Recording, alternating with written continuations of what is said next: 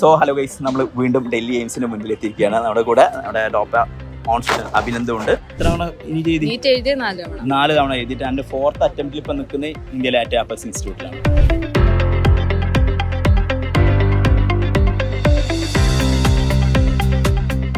മലയാളികൾക്കുള്ള hard വർക്കിങ്ങിന്റെ trend കുറഞ്ഞു വരുന്നു. അതാണ് അഭിനന്ദൻ. എന്താണ് സംഭവിക്കുന്നത്? 594, അതായത് ഒരു മാർക്കിന് all India level 595 all India ലെവലിൽ MBBS പോയ വർഷമായിരുന്നു.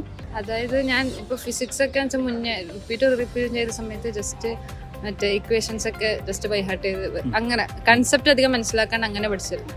നീറ്റിന് മുന്നേ ഞാൻ കോഴിക്കോട് എയിം ചെയ്തിട്ടാ പോയത്. കോഴിക്കോടിൽ ഏറ്റവും ടോപ്പ് ജിപ്മർന്ന് വിചാരിച്ചത്. ഞാൻ അന്ന് രാവിലെ കരിഞ്ഞു തീർത്തു. എനിക്ക് ടെൻഷൻ ഉണ്ട്. എക്സാം കിട്ടി പോയാൽ പോയി എഴുതിയത്. ഫസ്റ്റ് അറ്റംപ്റ്റ് എനിക്ക് 561 ആയിരുന്നു. അപ്പോൾ പ്രത്യേകിച്ച് ഒന്നും പഠിക്കാതെ അത്ര മാർക്ക് കിട്ടിയായിരുന്നു. അപ്പോൾ മനസ്സിലായി ഇപ്പോൾ രണ്ടാമത്തെ തവണ എഴുതി കഴിഞ്ഞാൽ എന്തായാലും കുറച്ചുകൂടെ നല്ല മാർക്ക് എന്തായാലും കിട്ടാൻ.